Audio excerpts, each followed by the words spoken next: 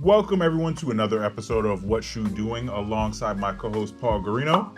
I am Aaron Burrell. Today we have another special guest in the house, TaMaric Wilson. T, how you doing? I'm good. How are you guys? Good. Long time no see. It's been a while. It has been a while, man. It's crazy. Like it's crazy sometimes, like how you just get busy, and then next thing you know, you're like, when was the last time I saw you? Like 3, 4 years ago? I don't even see you on social media. That's why I was like, yo. Oh no, yeah.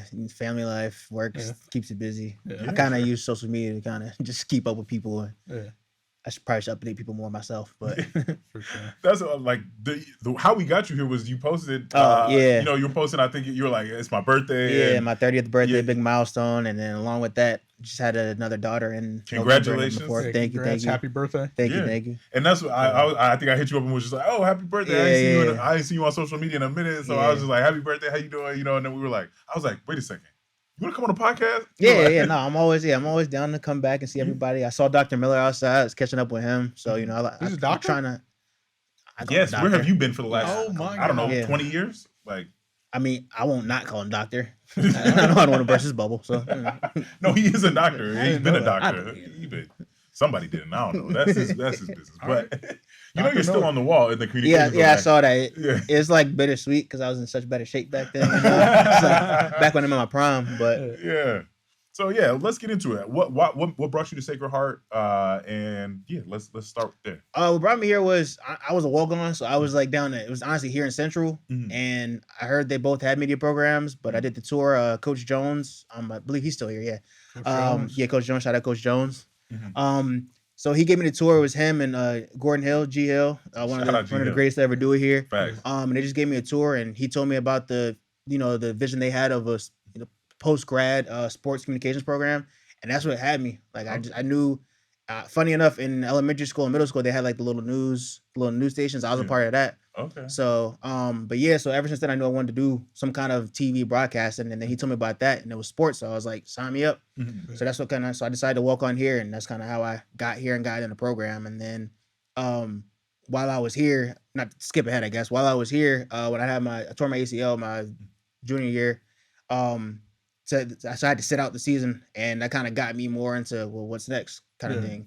So then I started to focus more on getting more in the program, did newspaper, stuff like that, and kind of just fell more deeply into the program and got more ingratiated in it. Really. Yes. Yeah, for sure. What about being from Virginia? Like, what was the transition like to move to Connecticut? Cold. That part. It's just like being from, my family's from the South too. So, I'm from Virginia. My family's in Kentucky, North Carolina. So it's just like a faster pace up here. People down South, hey, how you doing? Up here, it's just, hustle and bustle. So It's different. Walk past you. Yeah, exactly. Yeah. And not holding the door. But and more importantly, I still have not gotten used to, parking meters and parking garages. You have to pay for parking everywhere. That is the worst thing about the North. But all in all, just, really just getting used to the cold and but it's it's a nice, once you get used to it, it's a nice little, nice little place. Doesn't snow as much, which is nice. Yeah.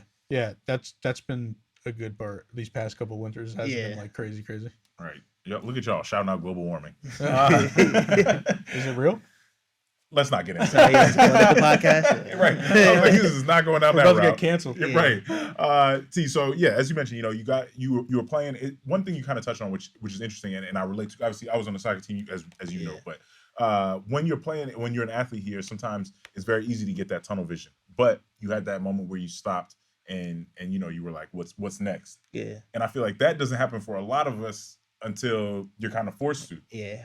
For me, that was a lot going on at the time in my life. And because in 2016, actually, I collaborated with Paul. My mom got lung cancer. She was diagnosed, and I collaborated with Paul. He helped me with the design. I got his design to sell T-shirts and raise money for lung cancer. Thank you for that, by the way. But so my mom was sick, and then she passed away in 2016. So it was like a lot going on in my life, just in general. I tore my ACL, so I had to rehab from that, and it's just kind of life. You kind of look at life through a different lens of 100%. It's finance, stuff like that. So. It was just a lot of like self-reflection at that time in general. She was battling with that and then, ACL. So I just kind of, I don't know. I just like football wasn't as long-term for me as it once was at one point. So through all that, I just kind of looked more for like what I want to do because I feel like I was kind of, good at a lot of things, whether it be editing here. I was a newspaper. I was getting decent at that. I tried to do anchoring. There's a picture outside of me and Chelsea on the wall.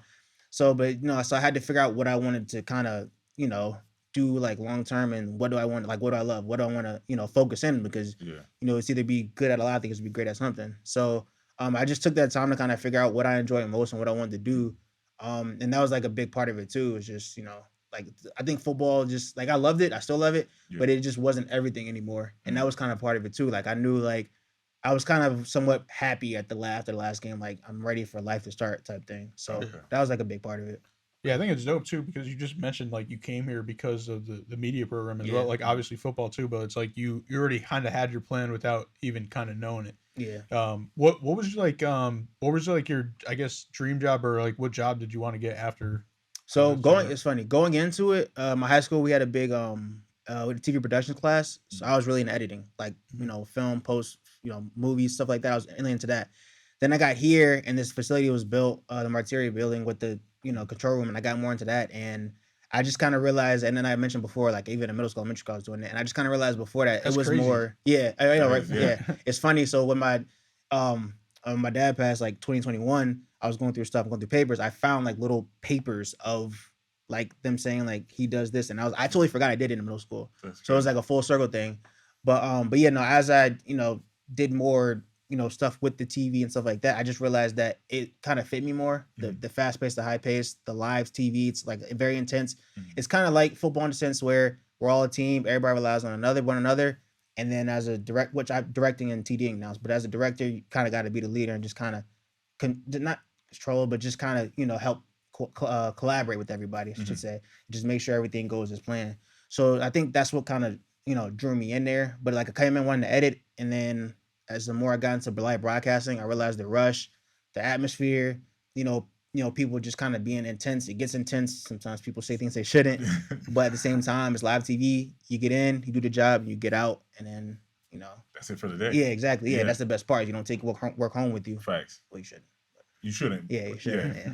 No, it's crazy because it's funny. Like I don't know, just the live TV atmosphere. I feel like it very much is for you or it's not. Like there's no in between. Exactly. And in being a director, I feel like you're the captain of the ship, and you're guiding the ship. Yeah. As you're out at sea, somebody producer might make the plan, but Yeah.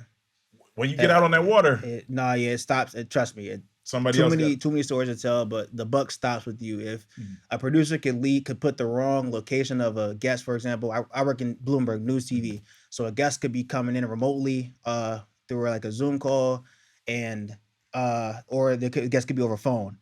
If a producer puts phone and they're coming in through Zoom and you take the wrong person, it's not on the producer, it's on you. Yeah. So that's where it's kind of like you just kind of gotta like cross your T's, dot your I's, and that's where it comes in with being collaborative, where you got to be able to work with different people, different personalities. So and again, like full circle, like just football is the same way. You got guys from Jersey, got guys from Mass, different personalities, different types of backgrounds, but you learn how to learn people and work with them. So it's like a really big thing. Yeah, then tell us about like kind of some internships you had, and then like what led you to like jobs you have, and now you're working at Bloomberg. Yeah, so the first really like big one I had was working with Paul Paps, and great teacher too. Love him. Shout out to Paul Paps. Working with him on Dan Patrick's show. Mario Miranda, both know him. He had Mario on. Pretty familiar, yeah. He went to Ireland for that with the grad program, and so I filled in for a week. That was like an awesome experience. Dan Patrick's show is a legendary show. Like, so it was an amazing experience meeting those guys, seeing those guys. They're all great guys. So just seeing that kind of atmosphere, like that was the first time big time program I worked on.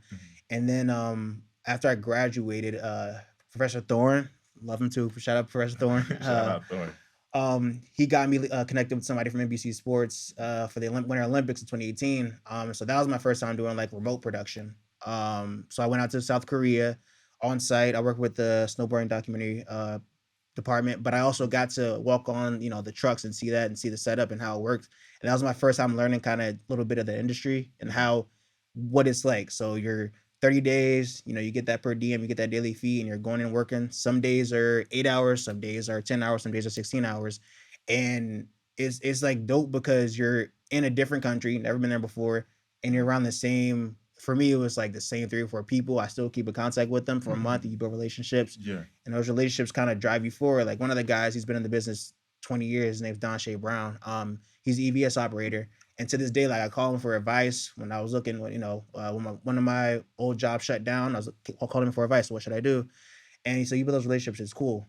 So the NBC Sports and the Dan Patrick Show were probably the first two that kind of really got my feet wet and got me like it really kind of locked it in from like this is what I want to do for sure. So what was South Korea like? I was just it was cool. It was like very clean. The people were really nice. I guess clean is the best way to describe it. Like everything is like clean. Everything Cleaner is than the U.S. Hate to say it, but yeah. Is it that hard? Yeah, hate to say it. What about the food? The food was amazing. We went to the best spot. Obviously, we did Korean barbecue. Hate to be that, but we did Korean barbecue. But there's a chicken and beer spot, by the way. Korean fried chicken is fantastic.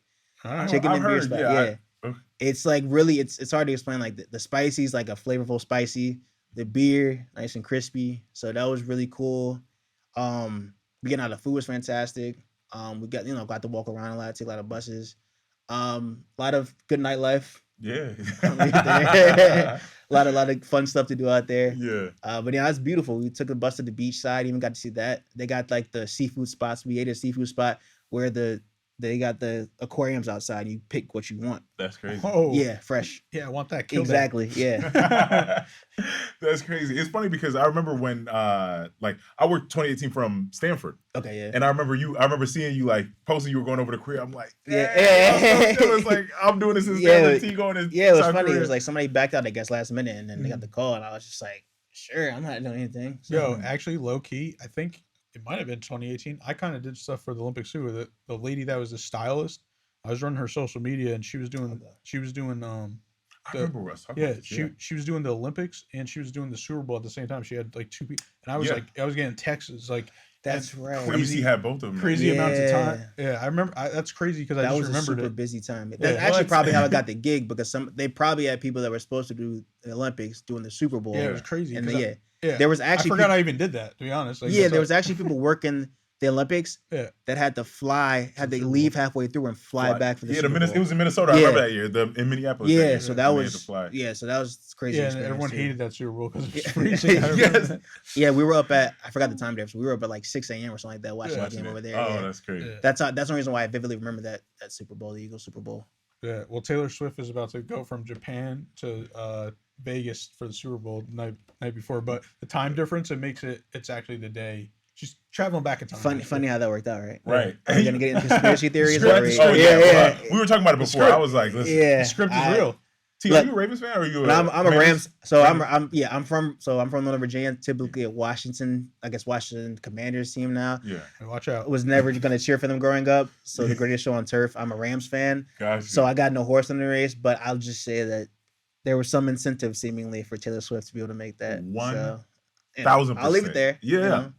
There was a couple calls missed. A few, but that's an hour-long conversation. We don't have that kind of time, so Right. we'll move right past it. But if you have a football podcast, I'll come back. The other thing, before we get off that topic, it would have been crazy if the Lions won, just because then that trade for Matt Stafford would have been the greatest trade ever. Yeah, so it still could happen. Nah, I was rooting. I don't think Detroit's gonna be back, but I was rooting hard for Goff just because I as a Rams fan, I feel like you should root for him. The Rams got their Super Bowls, no reason to hate the guy. He got us to a Super Bowl. Well, not us. I didn't play there, but he got the Rams to a Super Bowl, and he did his job. Yeah. Plus, as a Rams fan, you gotta hate the Niners. That's just law. That's just law. No, that's a fact. So I want to talk about the transition because it's an interesting pivot. Like you came through SCM, and then you start in sports media. You're at NBC Sports. Yeah. Now you're at Bloomberg. That's news media. What was that transition like? What made you want to change? So it's funny. So my first job. So I did the internships. My first actual job was at Filesman News of a Verizon company in Rye Brook, New York. So I started off as an audio op. That was how they got the foot in the door. Then I told them I want to direct. So they said, sure, work your way up. Then I direct there. The company shut down, unfortunately. So my first job was I wanted to go into sports, but at the same time, I learned through all my experiences that the job is a job.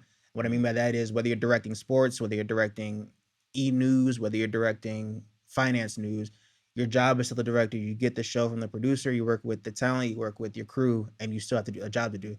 So the transition wasn't that hard. The main thing, as long as you know your switcher, as long as you know, because I TD and direct. So as long as you know your equipment, as long as you know your shows, then you can do the job. So the biggest adjustment, it's nice to know, like I've been there a total of 3 years now. So I've learned some financial terms and stuff like that. It helps to know, that way you know what's coming up, what they're talking about, what elements you should run, whether you should add some VO. But either way, like the job is a job, whether I'm doing a Giants game or whether I'm doing balance of power for Bloomberg. It's just, you got to know your material, not know necessarily, but know the rundown, know what the show should look like, I guess is what I'm trying to say. Gotcha. But yeah, so the transition wasn't, I was a little nervous, I'm not gonna lie to you. Mm-hmm. But it, you know, once you do a few shows, you see how they run, it's pretty straightforward. Gotcha. Yeah, that's great. It's kind of, I'm pretty sure you do on-air work. So I'm sure whether you're, you know, if your prompter has elements about a basketball game or has elements about news today, like it's the same job. You just gotta read. It's so interesting because similar, like I was in sports my whole career up until 2020. Obviously, the pandemic starts. Yeah. Things started getting kind of slow. Yeah. I ended up going to Hearst Television and I was doing news stuff. Yeah. And then it was like similar. I was nervous as can be, but then I started realizing like my job primarily was storytelling. A good story is a good story. You know what I mean? Like, you know what a good story makes. Yeah. So it was like, all right, let me take some of these elements of sports, but at the same time, you have that outside influence of like, all right, I've done this at the Olympics. You know, I've seen different things like, you know, in sports that they may not necessarily do in news that you can kind of bring in and kind of tweak a little bit and add your own little flair to.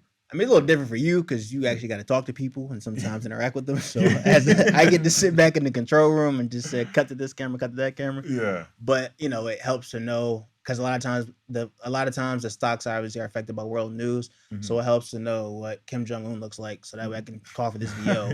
Yeah. You know? So that's where kind of knowing some things here and there comes into play. You talked about taking the wrong, you know, person or something like that. At one point I was a graphics AP at NBC, and I had an instance where I had put up my font a little too early. We were working with a new director, and we lower thirded somebody who was not the person, and they didn't look anything alike, and we got cooked on Twitter. I spent the whole afternoon watching tweets, just being like, "Damn, NBC messed this up," and I'm knowing I'm the reason.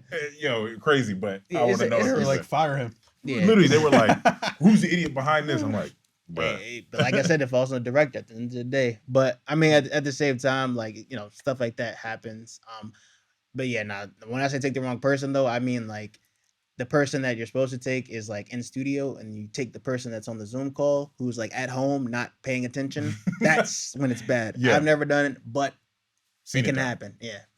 The Zoom failures like that went on Twitter and stuff. Like, oh my gosh, it's hilarious. Zoom, oh man, because like people don't know they're on Zoom, or like they didn't know their camera was on. And, oh man, I got some horror stories about the Zoom because obviously the pandemic, people have not wearing pants, wearing shorts. People are having like pants hanging on the back door. People's pets coming in behind the camera. People having their people that clean their houses while they're on air, coming through sweeping. We've seen a lot of we've seen it all. It's crazy because like you said, the stocks are affected by this. Like Bloomberg, I always say this. Like, it's one thing to work in, you know, obviously it's a high pressure environment when you're working in sports, but ultimately things aren't, you know, it's not life dependent. You know, like exactly. Stocks, like the money, the world revolves around it. You know, so it's like there's a different level of, you know, wanting to get things right. When it comes to it. But like you said, though, I think you hit it on the head when it comes to news and how I look at it when people are so stressed out. It's like you said, it's nobody's life is dependent on it. Mm-hmm. Like the information is gonna be there. If we make a mistake, it's not World War III. Like obviously we want to be presentable, we want everything to be perfect, but like for us, if somebody's like one time somebody's kid runs into the room behind them when they're on Zoom, it's a funny, lighthearted moment. Yeah. It's not the end of the world. And then also when the person who's caring for the kid comes and yanks them behind them on air, that's also funny. So we look at it as a nice laugh. But again, if you take the wrong, it's like not the end of the world. That's one advice I'll give to people who are starting out is mistakes are gonna happen. Every director is different. Like you said, you made that mistake. Every director is different. I personally am a little more laid back. I like to, you know, just say, let's learn from it. Let's get better. Mm-hmm. There are some directors, like when I first started and I made my mistakes, I remember one time I took the wrong thing in a route and I routed the wrong thing on air. And I did the whole, there's like the memes of the dog at the stoplight staring straight ahead. So I could just feel him burning, looking into my head, burning in my soul. And I just took the wrong thing and I just stayed staring straight forward. And of course, after the show, he talked to me. But yeah, that's one advice I'll take is it's not the end of the world, it's TV, but mistakes gonna happen and you gotta be able to laugh it off. Yeah.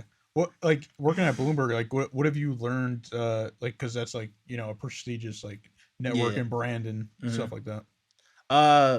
as far as I learned, I guess a lot of stocks terminology. Yeah. But just in general, I guess I'm learning a lot of corporate stuff. Yeah. You know, working in sports, you don't see a lot of the corporate side. You just, kind of there for the show. You see the sports, but I'm learning more like the corporate side and the structure and kind of a little more business stuff of why they make moves within the company they do. And then just working for that big company, you kind of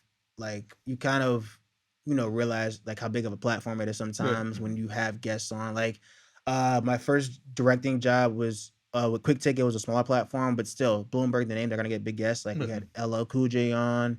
I know guys like that were, they're big names. You're like, holy crap, it's LL Cool J. And so, it's just kind of like it's more pressure, but at the same time, again, you can't think of it that way. So it just, it's obviously a well-run company, big deal. Things are ran well there. So we're just, seeing how things can be. Because again, starting, just not a shot at the company I was at, but starting with a company with a budget, down here, and then going to a company like that, you kind of realize what things should look like, how things should be ran. That's not to say that things are perfect there, and you learn and you want to give your feedback. That's one thing as a director I've had to learn is how to properly, because you guys know me. Like I'm sure when you guys first met me, I was like the most quietest dude ever. For like, sure.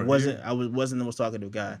But over the years, you kind of got to learn where to give your input, and that's one thing I learned too. Even with a big company like Bloomberg, every voice kind of matters, type thing. Yeah. What about drop some other names like guests that were on that you?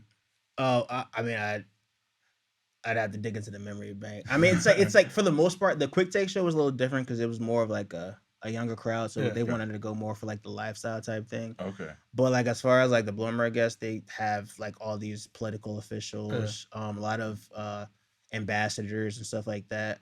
I believe randomly, fun fact, Patti LaBelle was on a couple weeks or two ago. Yeah. Patti LaBelle was there a couple weeks ago. I saw one of my coworkers posted. It wasn't during my shift, but I saw one of my coworkers posted it, picture with her. So I was like, oh man, I missed that one.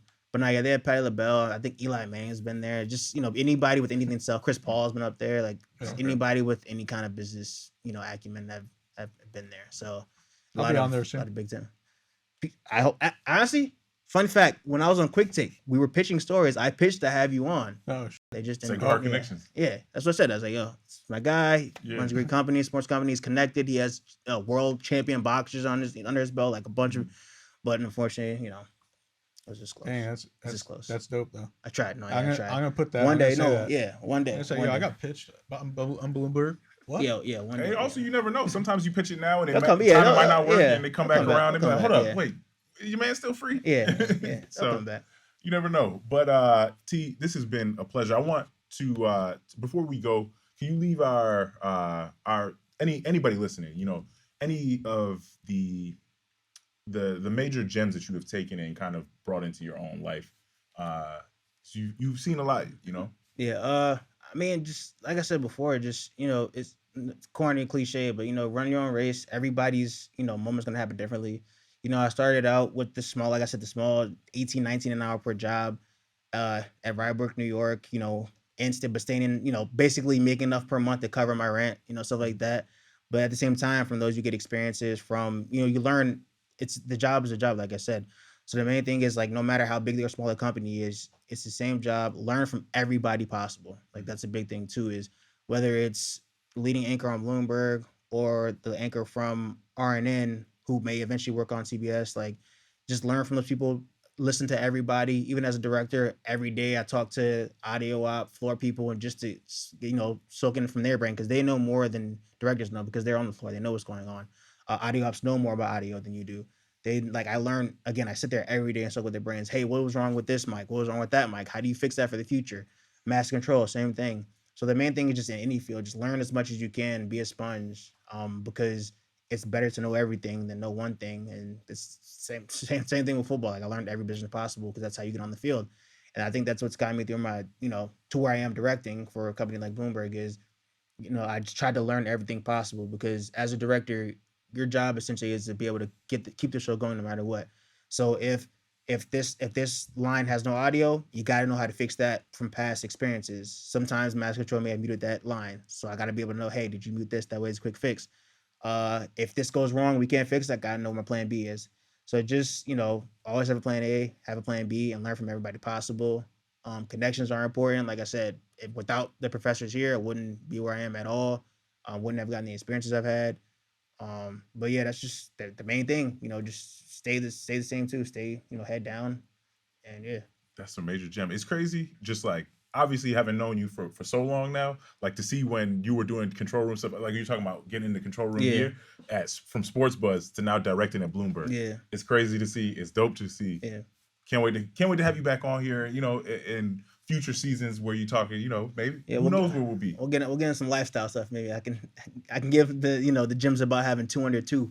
Girl dad episodes. There we go. We Definitely. We can get Juice back on. Me and him can have a girl dad episode. No, this has been another great episode of What You Doing.